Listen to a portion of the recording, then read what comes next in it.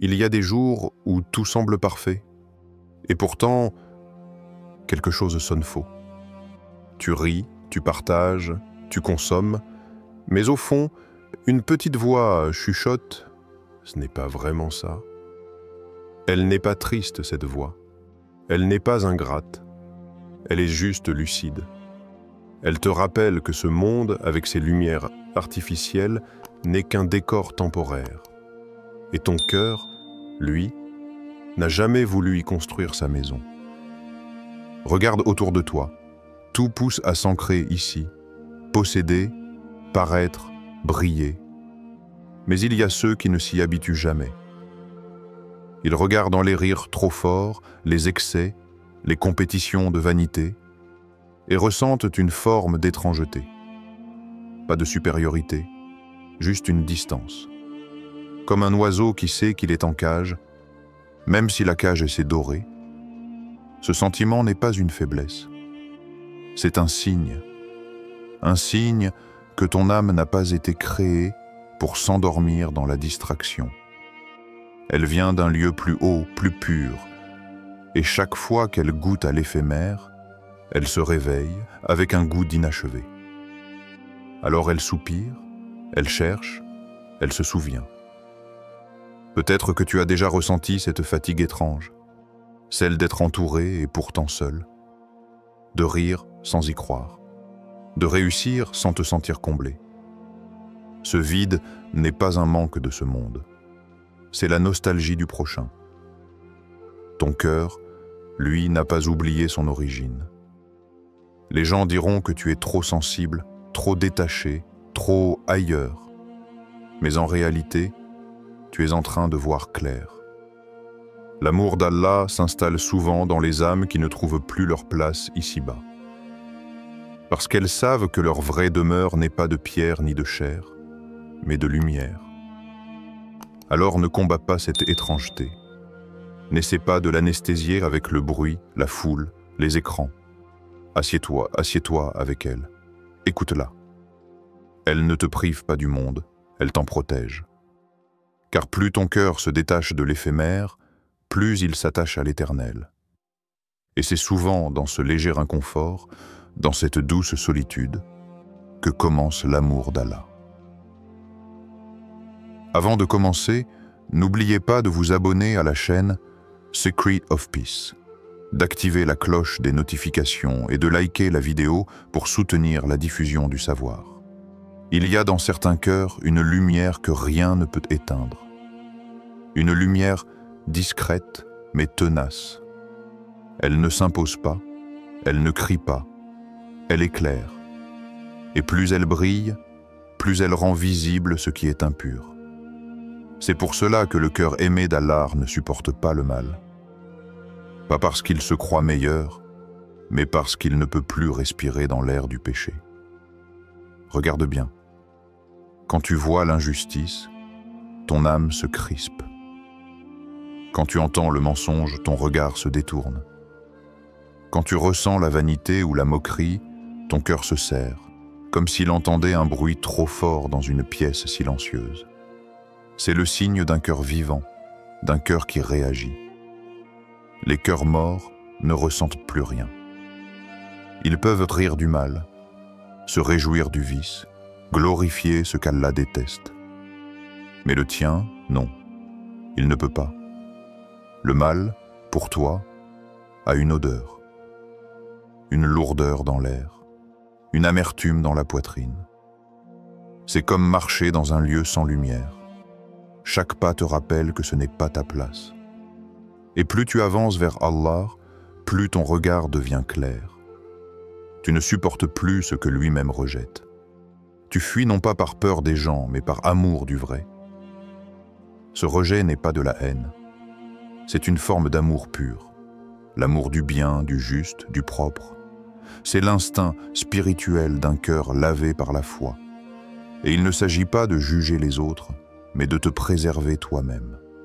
De garder ton intérieur intact dans un monde où tout s'allie. Il y aura des moments où tu douteras de toi. Tu verras les foules applaudir ce que tu refuses, tu te sentiras seul, presque à contre-courant. Mais rappelle-toi, l'eau pure n'a jamais eu honte de ne pas ressembler à la boue. Ton inconfort est la preuve de ta clarté. Et si parfois tu pleures de voir le mal se répandre, sache que ce n'est pas de la faiblesse. C'est le signe que ton cœur est encore vivant. Car ceux qu'Allah aime, il affine leur regard. Il rend leur sensibilité plus fine, leur conscience plus nette. Et ce qui autrefois paraissait normal devient insupportable. Non pas parce que tu es devenu rigide, mais parce que ton âme, elle, commence à respirer la pureté. Et cette respiration, une fois commencée, ne peut plus s'arrêter. Il y a des nuits où le silence te juge plus que n'importe quel regard. Tu te couches, mais ton cœur reste éveillé. Tu repasses le film dans ta tête, ce mot que tu n'aurais pas dû dire, ce regard que tu aurais dû baisser, cette prière que tu as laissé passer. Tu voudrais oublier, mais au fond, tu sais que ce poids est un rappel d'Allah. Ce n'est pas de la culpabilité inutile, c'est un signe de vie. Le cœur mort ne regrette pas. Mais le cœur aimé d'Allah, lui, tremble quand il désobéit. Il n'a pas besoin d'être vu ni repris. Il se juge tout seul. Et dans ce jugement silencieux, il y a une douceur cachée, celle du retour. Tu as déjà connu cette sensation. Le monde continue autour de toi, mais toi, tu restes bloqué entre le regret et la honte. Et soudain, les choses simples, la prière, une larme, un astaghfirullah sincère, deviennent des refuges. Tu sens ton cœur s'ouvrir à nouveau, comme une fleur qui retrouve la lumière après avoir longtemps vécu dans l'ombre. C'est ça, le repentir. Pas une punition, pas une humiliation, un retour. Allah aime ceux qui reviennent, ceux qui chutent mais refusent d'y rester. Ceux qui portent leurs fautes comme des rappels, non comme des chaînes. Parce que chaque larme versée dans le secret est entendue. Chaque soupir de regret, chaque prière du bout des lèvres, tout cela est compté, enregistré, honoré. Le remords, ce n'est pas la fin, c'est le début. C'est le moment où ton âme se souvient qu'elle appartient à quelque chose de plus grand que sa faiblesse. Et si ton cœur te fait mal après un péché, remercie-le. Il travaille encore. C'est sa manière de te dire qu'il veut être propre, qu'il veut être aimé à nouveau. Ne crois pas que tu es perdu parce que tu es tombé. Les cœurs aimés d'Allah ne sont pas ceux qui ne fautent jamais, mais ceux qui, après avoir chuté, se relèvent avec des genoux écorchés et des mains tendues vers le ciel. Ils ne se vantent pas de leur perfection, ils pleurent sur leur imperfection, et c'est là que réside leur beauté. Alors pleure si tu en as besoin, crie ton regret dans ta prière. Et quand tu sens ton cœur brûler de honte, rappelle-toi, ce feu-là purifie. C'est la preuve que ton Seigneur ne t'a pas abandonné, car s'il t'aimait moins, ton cœur n'aurait plus mal du tout. Il y a un moment, juste avant de prier, où le monde s'arrête. Le vacarme s'éteint, les pensées se dissipent, et le cœur s'avance nu devant son Créateur. C'est là que tout commence. Pas dans les mots, ni dans les gestes, mais dans cette paix étrange qui descend sans prévenir. Tu poses ton front au sol, et soudain, tout ce qui te pesait devient léger. Comme si chaque prosternation effaçait une part de ta fatigue intérieure. Pour beaucoup, la prière est une obligation. Pour d'autres, c'est un refuge. Une bulle hors du temps où le cœur respire enfin. Les battements se calment, les doutes s'éloignent. Dans ce moment suspendu, tu ne demandes plus rien. Tu existes simplement, devant celui qui t'a tout donné.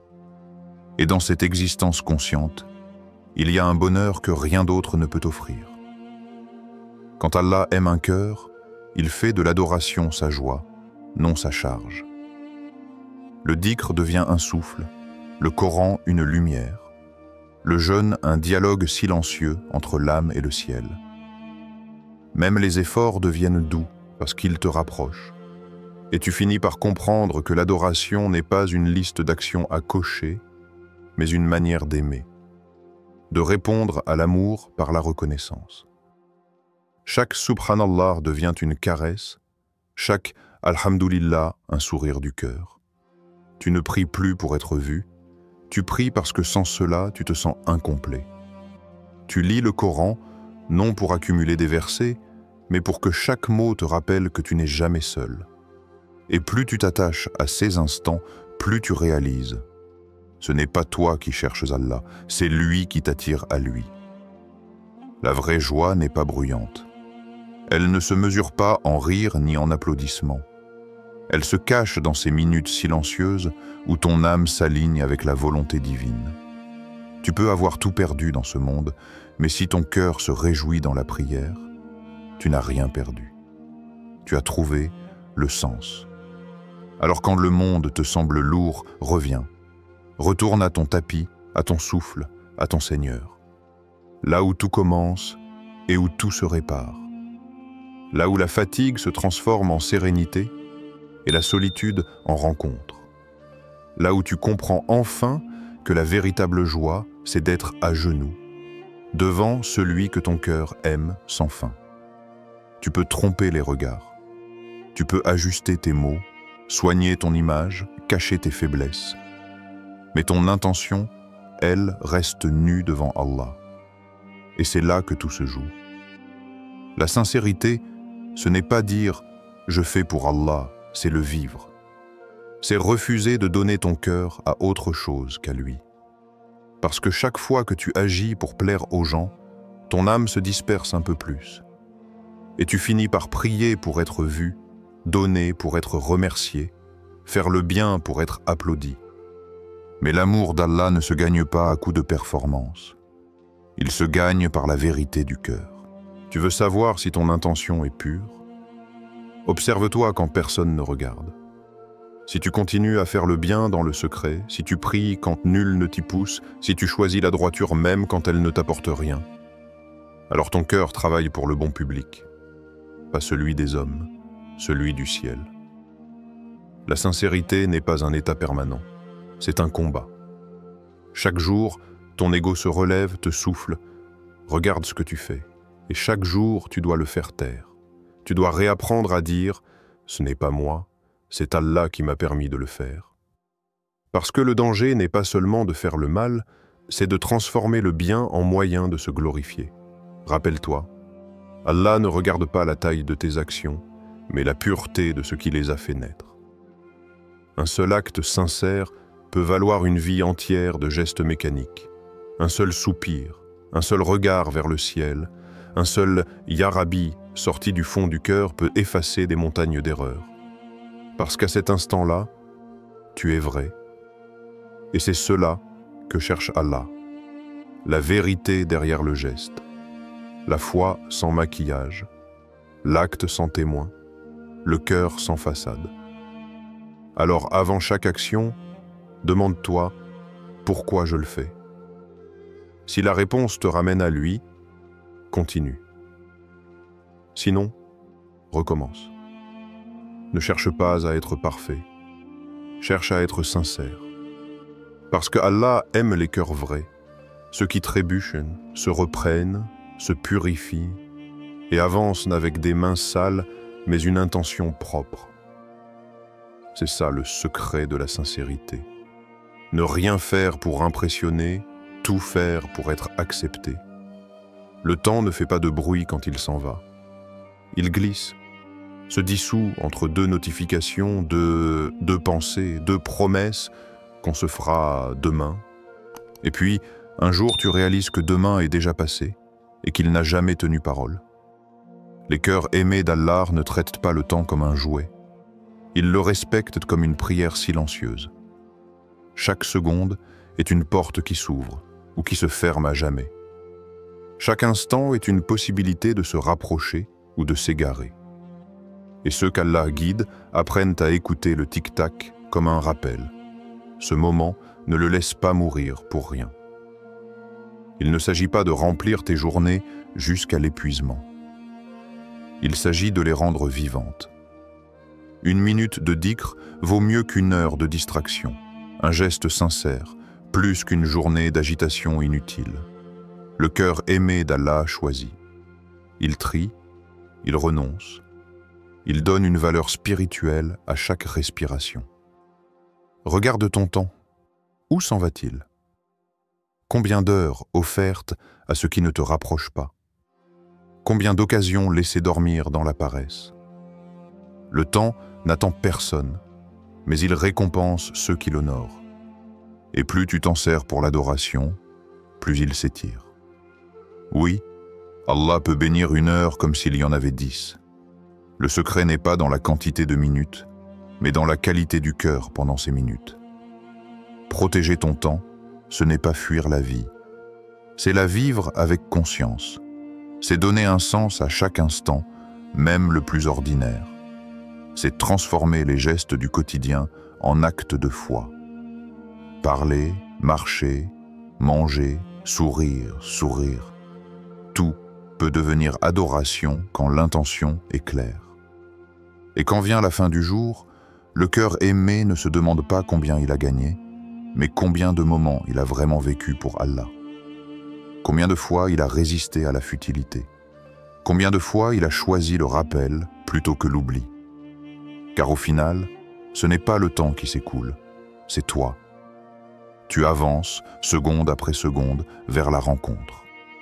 Et chaque instant que tu offres à Allah, chaque battement que tu purifies, devient une lumière qui t'accompagnera dans le silence de la tombe. Alors aujourd'hui, ne cours pas après le temps, sanctifie-le. Fais-en un compagnon, pas un ennemi. Remplis-le de sens avant qu'il te vide de vie. Parce qu'au bout du compte, le plus grand secret des cœurs aimés d'Allah, c'est qu'ils savent, le vrai amour se mesure à la manière dont on utilise le peu de temps qu'on nous prête. Et n'oubliez pas, chers abonnés de Secret of Peace, de liker cette vidéo, de vous abonner à la chaîne et d'activer la cloche pour ne rien manquer. 3 minutes 26 secondes de nos prochains rappels. Qu'Allah vous bénisse, vous protège et fasse de nous tous des gens assidus à la prière.